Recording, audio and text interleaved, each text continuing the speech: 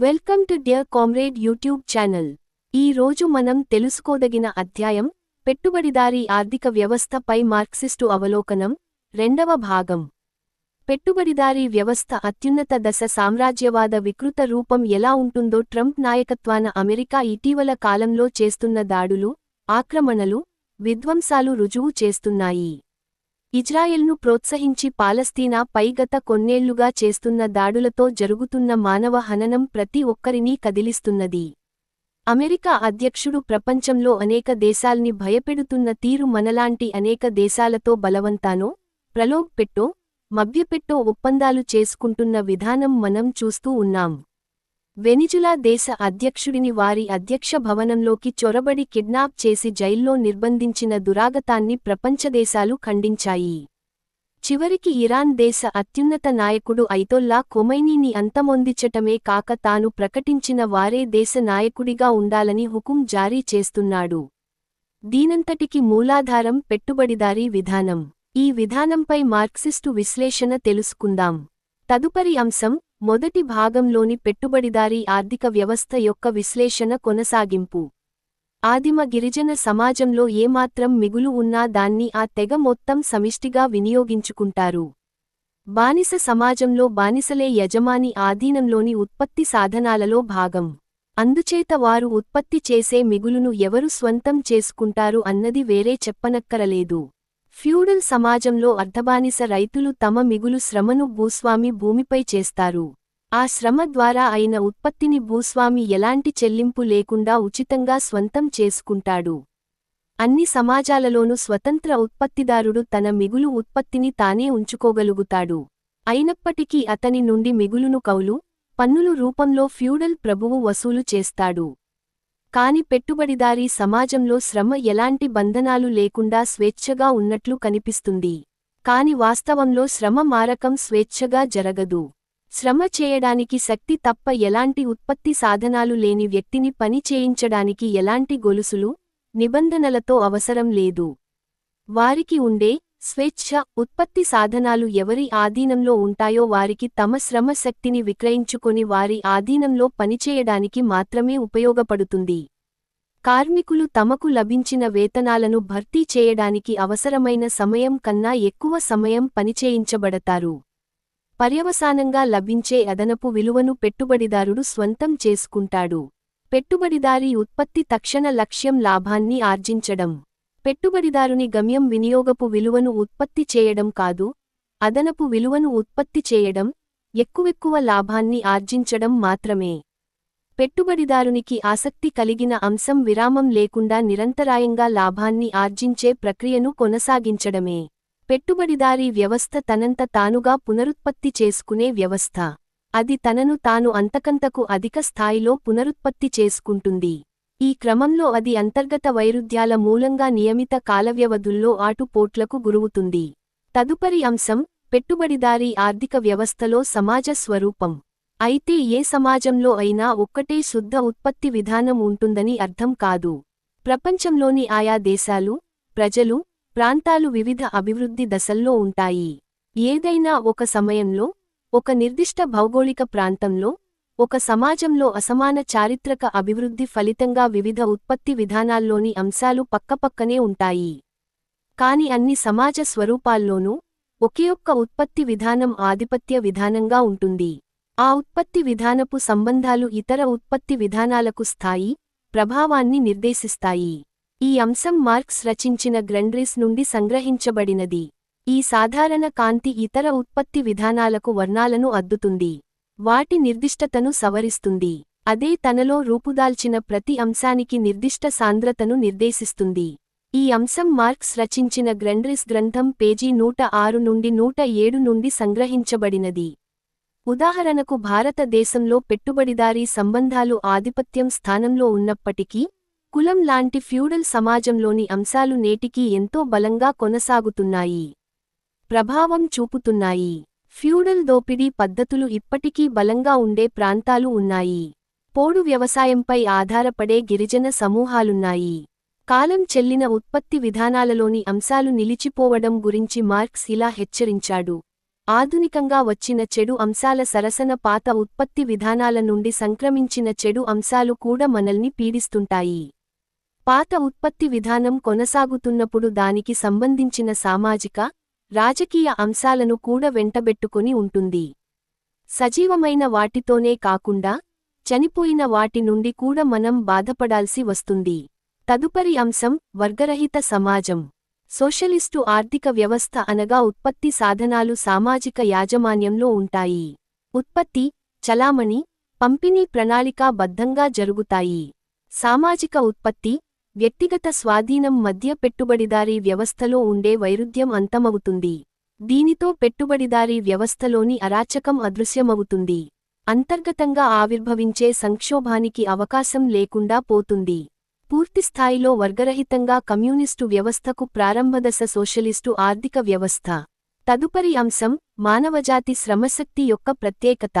ప్రకృతి, పరికరాలు, శ్రమ ఉత్పత్తి శక్తులు అనే ఈ మూడు అంశాల్లో శ్రమది గర్వించదగిన పాత్ర. ఎందువల్లనంటే ఈ మూడింటిలో శ్రమ చురుకైనది, గతిశీలమైనది, నూతన ఉత్పత్తుల తయారీకి బాధ్యుడైన మానవునికి ప్రాతినిధ్యం వహించేది. అసలు మానవుని ఒక ప్రత్యేక ప్రాణిగా సృష్టించినదే శ్రమ. శ్రమ ద్వారానే మానవుడు తన ప్రాథమిక అవసరాలను తీర్చుకుంటాడు. తన అవసరాలను తీర్చుకోవడానికి, జీవితాన్ని కొనసాగించడానికి, పునరుత్పత్తి చేయడానికి ప్రకృతితో ఆదిమ మానవుడు ఎలా పెనుగులాడాడో, ఆధునిక మానవుడు కూడా అలాగే పెనుగులాడతాడు. అన్ని రకాల సామాజిక స్వరూపాల్లోనూ, అన్ని విధాలైన ఉత్పత్తి విధానాల్లోనూ మానవుడు తప్పనిసరిగా అలా చేయాల్సిందే. మార్క్సిస్టు అర్థశాస్త్రం తన విశ్లేషణలో శ్రమకు కేంద్ర స్థానం ఇస్తుంది. ఎందువల్లనంటే శ్రమ అనేది మానవ జాతి ఉనికికి అత్యవసరమైనది. మానవ జాతి పరిణామంలో శ్రమ ప్రధానమైన పాత్రను పోషించింది. మానవ ఉనికికి అవసరమైన భౌతిక పరిస్థితులను ఉత్పత్తి చేయడానికి శ్రమ ప్రాథమిక అవసరం. జీవించడానికి అవసరమైన భౌతిక సాధనాలను సంపాదించుకోవడంలో జంతువుల నుండి మానవుని విశిష్టతను చూపించేది శ్రమే. మానవుని ఉనికి కొనసాగడానికి ప్రకృతి విధించిన శాశ్వత షరతు శ్రమ. అందుచేత శ్రమ అనేది ఏదో ఒక సామాజిక దశకు సంబంధించినది కాదు, అన్ని దశల్లో ఉండే సాధారణ అంశం. శ్రమ అనేది మానవునికి, ప్రకృతికి మధ్య జరిగే ప్రక్రియ. మానవుడు తన కార్యాచరణ ద్వారా ప్రకృతికి తనకు మధ్య జీవక్రియను అనుసంధానించుకొనే, నియంత్రించే, అదుపుచేసే ప్రక్రియ శ్రమ. వినియోగపు విలువల ఉత్పత్తి లక్ష్యంతో భౌతిక పదార్థాలను మానవుని అవసరాలకు అనుగుణంగా మార్పు చేసుకుని స్వాధీనం చేసుకునే మానవ కార్యాచరణే శ్రమ ప్రక్రియ. భౌతిక సంపద సృష్టికి ప్రకృతి తల్లి అయితే, మానవుడు తండ్రి. శ్రమ అనేది విశిష్టమైనది. ఎందువల్లనంటే అది మిగులును కూడా సృష్టిస్తుంది. తన ఉత్పత్తికి అనవసరమైనదానికన్నా అది అదనంగా ఉత్పత్తి చేయగలదు. మానవ జీవితంలో శ్రమకు ఇంతటి ప్రధానమైన పాత్ర ఉన్నప్పటికీ, వర్గసమాజాలలో శ్రమ చిన్న చూపు చూడబడుతుంది. శ్రామిక జనులు హీనస్థానానికి దిగజార్చబడతారు, అసహించుకోబడతారు, దిగువ స్థాయి వారన్నట్లు చూడబడతారు. మానవ శ్రమను, ప్రత్యేకించి శారీరక శ్రమను తిరస్కార భావంతో చూడటం వర్గసమాజాలతోనే ఆరంభమైంది. బానిస, ఫ్యూడల్ సమాజాల్లో క్రూరమైన స్థాయికి చేరింది. ప్రస్తుత పెట్టుబడిదారీ సమాజంలో కూడా ఇదే తిరస్కార భావం కొనసాగుతుంది. తదుపరి అంశం శ్రమ విభజన. ఉపయోగకరమైన వస్తువులను తయారు చేస్తున్నప్పుడు మానవులు కొత్త పదార్థాలను కనుగొంటారు, నూతన పరికరాలను రూపొందిస్తారు, నూతన అవసరాలు కూడా పుట్టుకొస్తాయి. ఈ పెరుగుతున్న అవసరాలను నెరవేర్చుకోవడానికి విభిన్నమైన పనులు, విభిన్నమైన వారికి పంపిణీ చేయబడతాయి. ఈ నిపుణతను, విభిన్నమైన పనులను, విభిన్నమైన వ్యక్తులు చేయడం శ్రమ విభజన అంటారు. శ్రమ విభజన అనేది అన్ని రకాల సమాజాలలోనూ, మార్పిడి కోసం సరుకులు ఉత్పత్తి చేయని సమాజాలలో అనగా కమ్యూన్, కుటుంబం, తెగ మొదలైన సమాజాలలో సైతం ఉంది.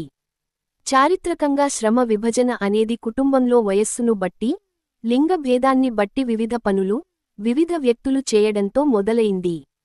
స్త్రీ, పురుషుల మధ్య శ్రమ విభజన మానవజాతి ఆర్థికాభివృద్ధి అన్ని దశల్లోనూ ఉంటుంది. వివిధ భౌగోళిక ప్రాంతాల మధ్య, విభిన్న జన సముదాయాల మధ్య, ఒకే సముదాయంలోని విభిన్న వ్యక్తుల మధ్య ఉత్పాదక కార్యకలాపాలలో నైపుణ్యత వృత్తుల సంఖ్యను అధికం చేసింది. నూతన ముడి సరుకుల అవసరాలతో, ప్రత్యేకమైన పనిముట్లతో శ్రమ విభజనలో మార్పు ఆ విభజనను మరింత విస్తృతం చేసింది. ప్రతి కొత్త ఉత్పాదక శక్తి శ్రమ విభజనను మరింత ముందుకు తీసుకువెళ్ళింది. ఈ పరిణామాలన్నీ సమాజంలో ఒక సంక్లిష్టమైన శ్రమ విభజనను తీసుకొచ్చాయి. తదుపరి అంశం సామాజిక శ్రమ విభజన. సామాజిక శ్రమ విభజన స్వతంత్ర ఉత్పత్తిదారుల మధ్య సరుకుల మార్పిడి ఆధారంగా జరుగుతుంది. సామాజిక శ్రమ విభజనను మార్క్స్ తరగతి రీత్యాను, స్వభావం రీత్యాను, వ్యత్యాసంతో కూడిన పనులను విభిన్నమైన వ్యక్తులు చేసే సమస్తం అని నిర్వచిస్తాడు. మొట్టమొదటి పెద్ద సామాజిక శ్రమ విభజన పశుపాలకులు, వ్యవసాయదారుల మధ్య జరిగింది. ఆ క్రమం కొనసాగుతున్నప్పుడు మానసిక, శారీరక శ్రమలు కూడా వేరుచేయబడ్డాయి. చేతి వృత్తులు, వ్యవసాయం మధ్య విభజన మరొక మైలురాయి. శ్రమ విభజన అనుబంధ వృత్తుల కార్యకలాపానికి, వ్యవసాయ కార్యకలాపానికి మధ్య విభజనకు దారితీసింది. ఆ తర్వాత పారిశ్రామిక, వాణిజ్య కార్యకలాపానికి మధ్య కూడా విభజన జరిగింది. తదుపరి అంశం పెట్టుబడిదారీ శ్రమ విభజన. పెట్టుబడిదారీ వ్యవస్థలో శ్రమ విభజనను పరిశీలించేటప్పుడు రెండు విభిన్నమైన శ్రమ విభజనలను గుర్తిస్తాము. మొదటిది సామాజిక శ్రమ విభజన. ఒక సరుకును పూర్తిగా తయారుచేసే స్వతంత్ర ఉత్పత్తిదారుల మధ్య ఉండేది. ఈ రకమైన శ్రమ విభజన ఉందంటే వివిధ రకాలైన ఉత్పత్తిదారులే ఉత్పత్తి సాధనాలకు యజమానులుగా ఉంటారు. వారంతా స్వయంచలిత మార్కెట్ శక్తుల చేత నియంత్రించబడతారు. రెండవది ఒక వర్క్షాపు లోపల జరిగే శ్రమ విభజన. ఇది సామాజిక శ్రమ విభజనకు మౌలికంగా భిన్నమైనది. పెట్టుబడిదారీ విధానం అభివృద్ధి చెందటంతో ఉత్పత్తి ప్రక్రియలో కొత్త రకమైన శ్రమ విభజన మొదలవుతుంది. శ్రామికుల మధ్య పని విభజన ప్రాతిపదికన వస్తువులు తయారవుతాయి. ఒక వస్తువును తయారుచేసే రకరకాల పనుల్లో ఒక రకమైన పనిని ఒక్కో కార్మికుడు పెట్టుబడిదారుని అజమాయిషీలో చేస్తాడు. ఒక్కో కార్మికుడు తయారు చేసే విడిభాగాలు మారకం చేయబడవు. వాటన్నింటినీ కలిపి ఒక పూర్తి వస్తువు తయారు చేయబడుతుంది. అయితే ఉత్పత్తి సాధనాల యాజమాన్యం పెట్టుబడిదారుని చేతిలో కేంద్రీకరించబడి ఉంటుంది కాబట్టి తయారైన సరుకులు కార్మికులకు చెందవు. పెట్టుబడిదారీ వ్యవస్థలో శ్రమ స్వేచ్ఛగా ఉన్నట్లు కనిపిస్తుంది. కాని ఇలా కనిపించడం భ్రమ అని మార్క్స్ చెబుతాడు. ఈ భ్రమ కొన్ని వాస్తవాల ఫలితం అని కూడా చెబుతాడు. బానిస వ్యవస్థ, ఫ్యూడల్ వ్యవస్థల్లో మాదిరి శ్రామికుడు వ్యక్తిగతంగా ఏ ఒక్క పెట్టుబడిదారునికి చెందడు. వేర్వేరు పెట్టుబడిదారుల దగ్గర శ్రామికుడు పనిచేయగలుగుతాడు. ఒక యజమానికి పనిచేయమని బలవంతం చేసే సంకెళ్ళు కాని, చట్టాలు కాని పెట్టుబడిదారీ వ్యవస్థలో ఉండవు. అసలు పనిచేయకుండా కూడా ఉండవచ్చు. కొన్ని అవసరాలు తీర్చుకోవడానికి మాత్రమే శ్రామికులు పనిచేస్తారన్నట్లు కనిపిస్తుంది. తమకు ఏ పెట్టుబడిదారుడైతే అధిక మొత్తం చెల్లిస్తాడో అతన్ని ఎంచుకునే స్వేచ్ఛ కార్మికునికి ఉంటుంది. ఒక కార్మికునికి, పెట్టుబడిదారునికి మధ్య సంబంధం సమాన హోదా కలిగిన ఇద్దరి మధ్య సంబంధం అని వీరిలో ఒకరు అమ్మేవారైతే మరొకరు కొనేవారు మాత్రమే అన్నట్లు కనిపిస్తుంది. నిజానికి ఈ మారకం స్వేచ్ఛాయుతమైనది కాదు. ఎందువల్లనంటే ఇది బలవంతంపై ఆధారపడి జరుగుతుంది. కార్మికుడు ఏదో ఒక నిర్దిష్ట పెట్టుబడిదారునితో బంధించబడి ఉండనప్పటికీ, కార్మికులనే వారు ఒక వర్గంగా పెట్టుబడిదారుల వర్గానికి బంధించబడి ఉంటారు.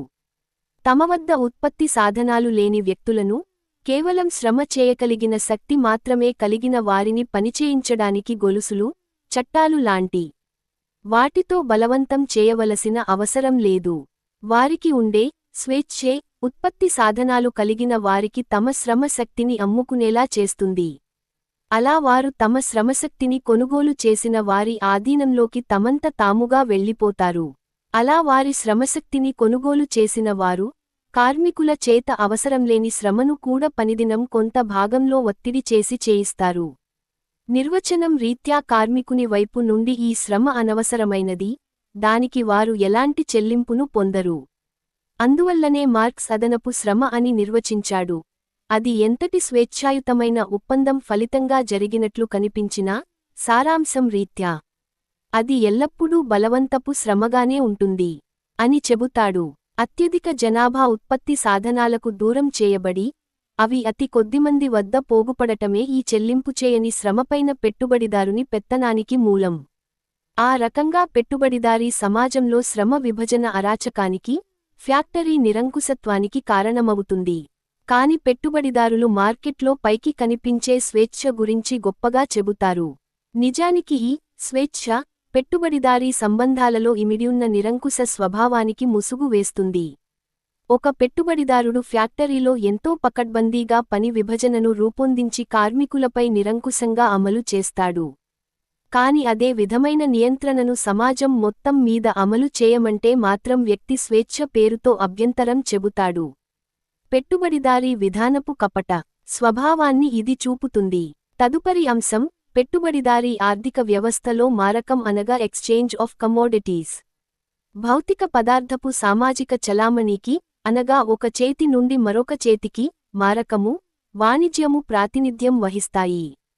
సామాజిక శ్రమ విభజన అనివార్యంగా ఉత్పత్తుల మారకానికి దారితీస్తుంది.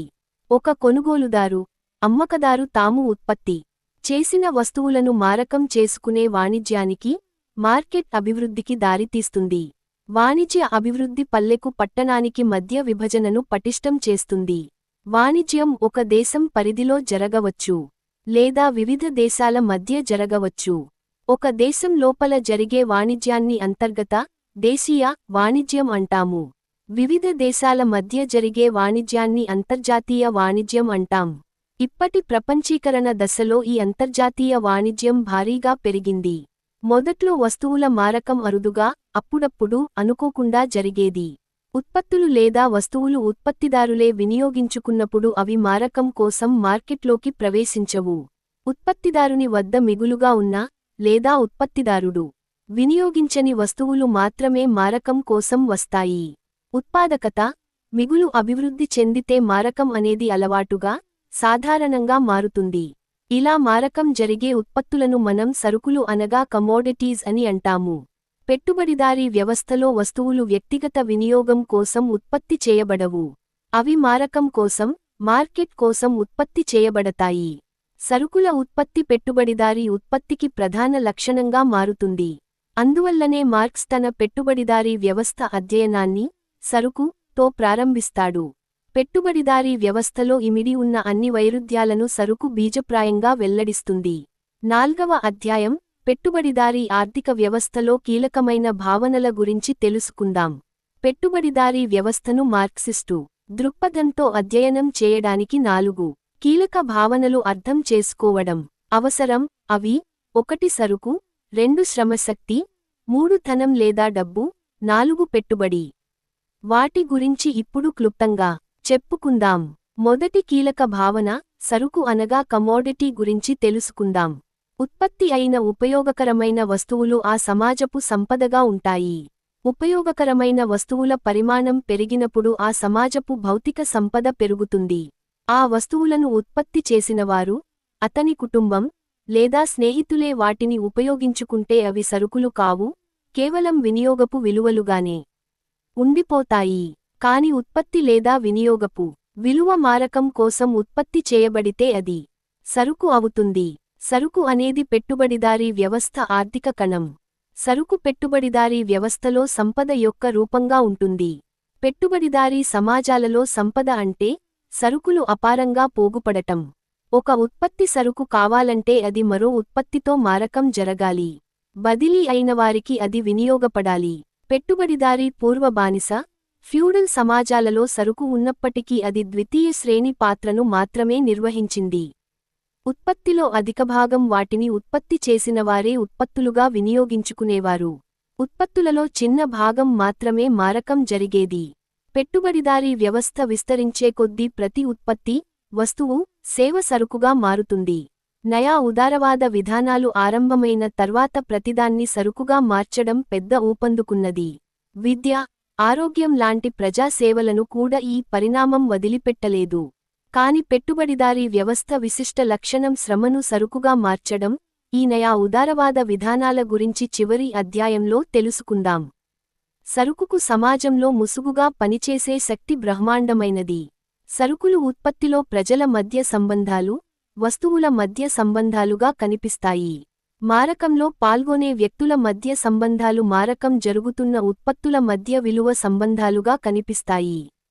ఆ విధంగా సామాజిక సంబంధాలు వస్తువుల మధ్య సంబంధాలుగా మారిపోతాయి. ఉపవిభాగం సరుకు యొక్క ద్వివిధ స్వభావం. సరుకు మారకం జరిగినప్పుడు ఒక నిర్దిష్ట పరిమాణం కలిగిన సరుకు మరొక నిర్దిష్ట పరిమాణం కలిగిన సరుకుతో స్థానమార్పిడి జరుగుతుంది. ఈ సరుకులు రెండు లక్షణాలను వ్యక్తం చేస్తాయి. ఉపవిభాగం సరుకు యొక్క వినియోగపు విలువ. సరుకుకు వినియోగపు విలువ ఉంటుంది, అంటే దానికి మానవుని ఒక నిర్దిష్ట అవసరాన్ని లేదా కోరికను తీర్చే శక్తి ఉంటుంది.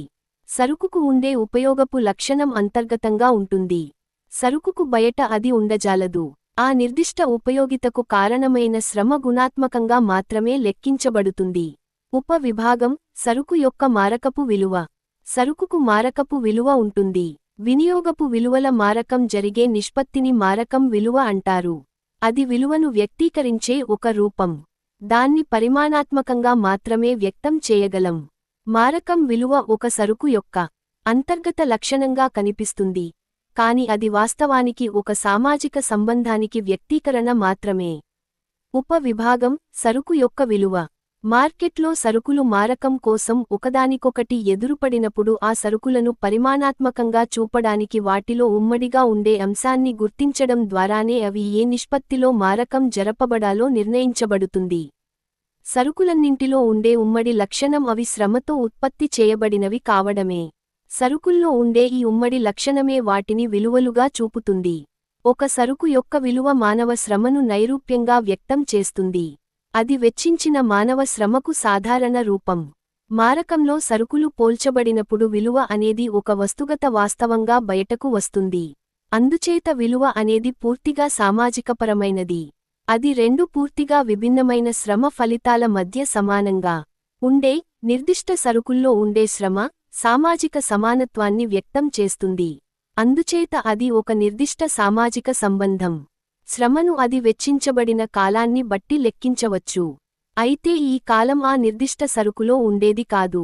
ఆ విధమైన సరుకును ఉత్పత్తి చేయడానికి సామాజికంగా అవసరమైన శ్రమ కాలం.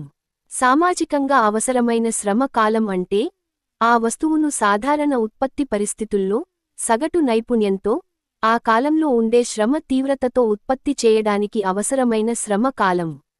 ఒక సరుకు యొక్క విలువ సామాజికంగా అవసరమైన శ్రమ కాలంతో నిర్ణయించబడుతుందన్న అవగాహననే శ్రమ విలువ సిద్ధాంతం అని అంటారు.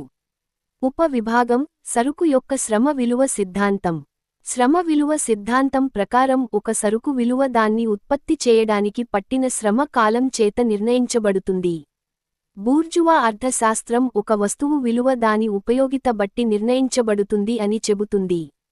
దీన్నే ఉపయోగిత విలువ సిద్ధాంతం అని అంటున్నారు. ఒక సరుకు యొక్క విలువ పూర్తిగా సామాజిక వాస్తవం.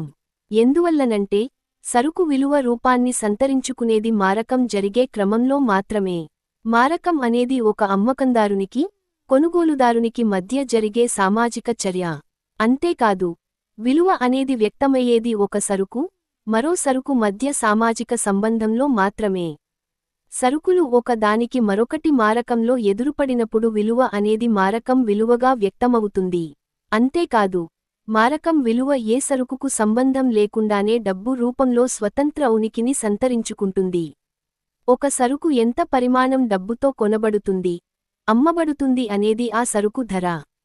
పెట్టుబడిదారీ సమాజంలో అన్ని సరుకుల్లోకి రెండు సరుకులు మాత్రం విశిష్ట పాత్రను పోషిస్తాయి. అవి ఒకటి శ్రమశక్తి, రెండు డబ్బు. రెండవ కీలక భావన శ్రమశక్తి గురించి తెలుసుకుందాం. శ్రమశక్తి సరుకుగా మారడం అనేది పెట్టుబడిదారీ విధానాన్ని ఇతర ఉత్పత్తి విధానాల నుండి వేరుగా చూపే పరిణామం. శ్రమశక్తి సరుకుగా మారాలంటే ఉత్పత్తిదారులపై విధించబడిన అన్ని ఆంక్షల నుండి అది విముక్తి చేయబడాలి. ఉత్పత్తిదారులు తమ వద్ద ఉన్న అన్ని ఉత్పత్తి సాధనాల నుండి నిరాస్తిపరులుగా చేయబడాలి. ఉత్పత్తిదారులు విముక్తి చేయబడకపోతే, నిరాస్తిపరులుగా చేయబడకపోతే ఏ ఒక్కడు కూడా తన వద్ద ఉన్న ఒకే ఒక ఆస్తి శ్రమశక్తిని విక్రయించడానికి ముందుకు రాడు. ఉత్పత్తిదారుడు తన ఉత్పత్తి సాధనాల నుండి దూరం చేయబడితే, జీవనం కోసం ఆధారపడటానికి తన వద్ద శ్రమశక్తి తప్ప మరింకేమీ ఉండదు. లాంఛనప్రాయంగా స్వేచ్ఛను పొందినప్పటికీ వారు బ్రతకాలంటే తమ వద్ద ఉన్న ఒకే ఒక ఉత్పాదక శక్తి శ్రమశక్తిని సరుకుగా మార్చుకోక తప్పదు. పెట్టుబడిదారీ విధానపు చరిత్ర అంటే ఉత్పత్తిదారులను, ప్రత్యేకించి రైతులను, చేతివృత్తిదారులను నిరాస్తిపరులను చేయడం. ఈ నిరాస్తీకరణ పెట్టుబడిదారీ విధానంలో అంతం లేని ప్రక్రియ. స్వయముపాధి పొందుతున్న ఉత్పత్తిదారులంతా కార్మికులుగా మారేవరకు ఈ ప్రక్రియ కొనసాగుతూనే ఉంటుంది. ఇతర అన్ని సరుకుల మాదిరిగానే శ్రమశక్తి కూడా వినియోగపు విలువను, మారకం విలువను కలిగి ఉంటుంది. శ్రమశక్తి వినియోగపు విలువ విశిష్టమైనది లేదా ప్రత్యేకమైనది. తన విలువకన్నా ఎక్కువ విలువను ఉత్పత్తి చేయగలిగిన శక్తి దానికి ఉంటుంది. కార్మికుని వద్దనుండి శ్రమశక్తిని కొనుగోలు చేసిన పెట్టుబడిదారునికి ఆసక్తి ఉండేది ఈ శక్తిపైనే. శ్రమశక్తికి మారకం విలువ కూడా ఉంటుంది. ఇతర అన్ని సరుకుల మాదిరిగానే శ్రమశక్తి విలువ కార్మికులు బ్రతకడానికి అవసరమైన భౌతిక అవసరాల విలువకు సమానంగా ఉంటుంది. ఈ విలువ అంటే మారకం విలువ యొక్క డబ్బు రూపమే వేతనం. వీక్షకులకు మరింత ఉపయోగమైన సమాచారం అందించుట కొరకై తగిన సలహాలు, సూచనలతో పాటు సద్విమర్శలను క్రింద కామెంట్ విభాగంలో తెలియచేయండి. లాల్ సలాం.